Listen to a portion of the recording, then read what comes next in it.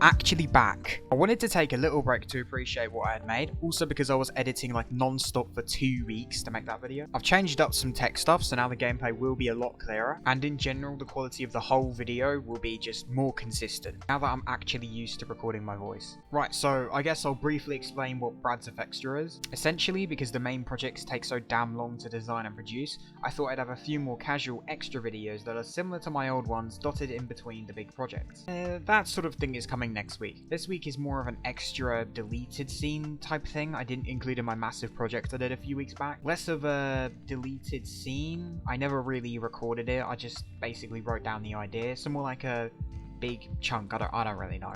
This extra chunk, deleted scene, whatever you want to call it, was part of the Why I Want to Join the Gaming Industry section, titled How Games Help Me Cope. That's pretty much what I'm doing today. Hopefully it's not too long of a video and I can just move on from this and, you know, go on to my next big project. I'm going to split this video into like 3 major sections dedicated to games that really helped me cope with the monumental pains I endured after leaving school. Not physical pains, that's worded badly, more, you know, mental pains, I guess. You know what, we'll just say mental health, that's better, isn't it? Each of these games weren't featured, sort of, in the last video, as I wanted to keep them solidly unique to this section in the original script. You know what, I'm just going to stop rambling now and move on to the first game.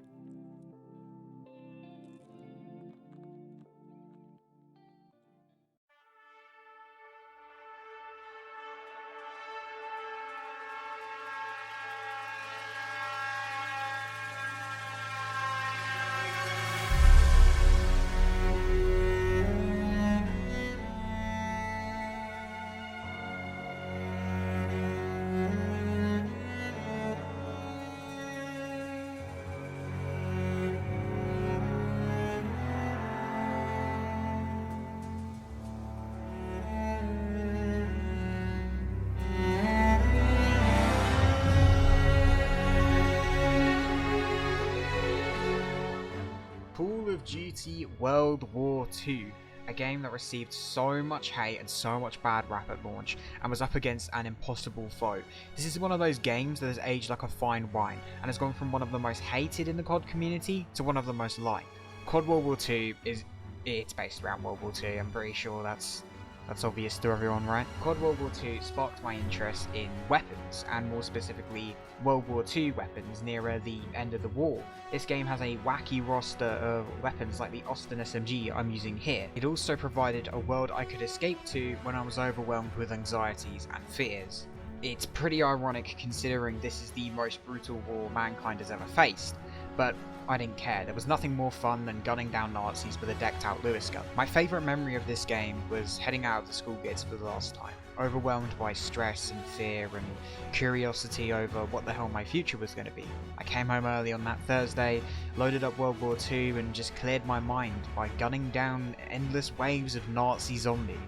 I never really made content on this game. It was out the same time Fortnite was, which was a massive giant in the YouTube, gaming, everything scene. It took over everything.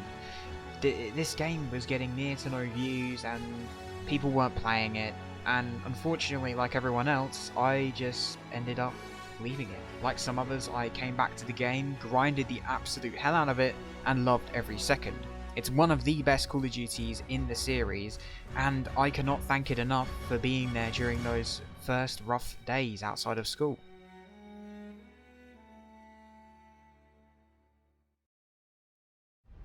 Sector is clear. Not clear! Not clear!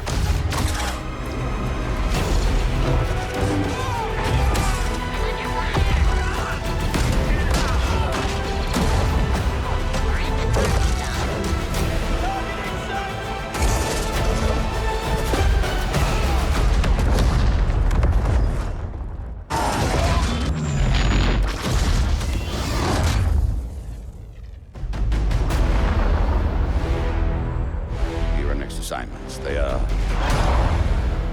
unusual. Star Wars Battlefront 2. Man oh man, was this game a mess at launch. Battlefront 2 aimed to be the biggest and best Star Wars game ever released. Heroes and villains from all different types of eras, a massive departure from the original trilogy-based Star Wars Battlefront. You were going to be able to go from fighting in the Palace of Naboo to storming Starkiller Base with a small resistance platoon by your side. And well, yeah, you were able to do that, sort of. EA basically scammed everybody. Heroes like Darth Vader were locked behind a paywall or a ridiculous 100 hours of playtime to unlock. And yeah, the maps and modes were still fun, but good luck competing as you'll have to get those purple star cards from loot boxes. In the end, they revamped the whole game. EA basically got sued for loot boxes and exploiting children, and the game made the biggest comeback in gaming history, so I guess it was all good in the end. I'm gonna have to address the level 0 account that's going on in the background. My EA account got switched up a little bit ago, and I basically lost everything on every EA game. I don't know why they don't track your Xbox account's stats and then do things from there, but yeah, so I've kind of lost everything.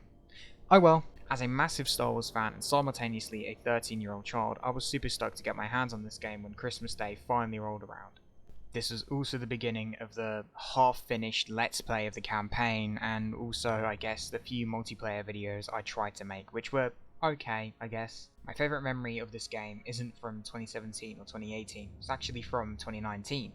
Picture this, Christmas Eve, 11:50 PM, Kashyyyk, I'm running into the massive Venator-class Star Destroyer, we're pushing back the Separatist threat, and as the clock strikes 12, we win the game. I open up my messages and begin wishing them all a Merry Christmas. They do the same in return. Life is good, no COVID, no worries, no fights, just peace.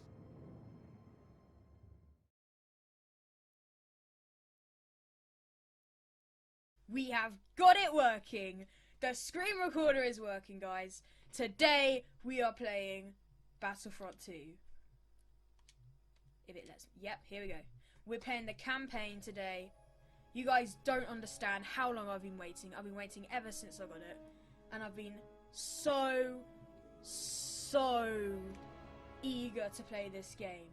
So today we are playing the Battlefront 2 campaign.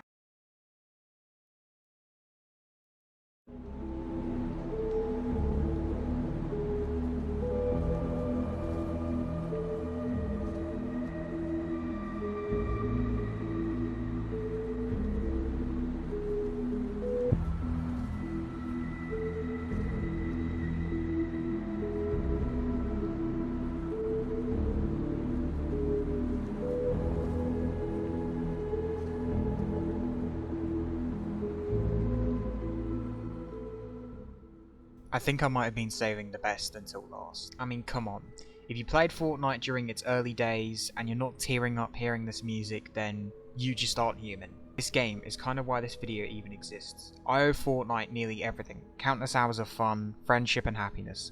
So many videos made off this game, and all of it bringing my friends and I as close as we are today. Fortnite meant the world to me, as it did to everyone. This fun, exciting and awesome world came up as mine was crashing down. It gave me a place of genuine purpose, a place where I could chill with friends after a tough day at school. Fortnite's consistent and fun updates kept me excited and looking forward to each week. If you've had depression or felt really burnt out, you know how much of a lifesaver that really can be. Fortnite also jump-started my hobby in video editing. My first ever edit premiered on our very old and very outdated YouTube channel Fortlit on the 3rd of February 2018. From that I've made countless edits, all increasing in quality, over many games. With the landscape of YouTube today, I've kind of had to lay that style of video to rest. I truly loved and still love Fortnite. Despite all of its issues, it was there for me when I needed it most. And so were my friends and my family. It's been a rocky, tough and very emotional 3 years. I've pretty much done everything at home, and I'm ready to move on to a new chapter in my life. So this section is dedicated to that very idea. Here are some of my favourite moments from Fortnite and all the other videos on my channel. Please enjoy.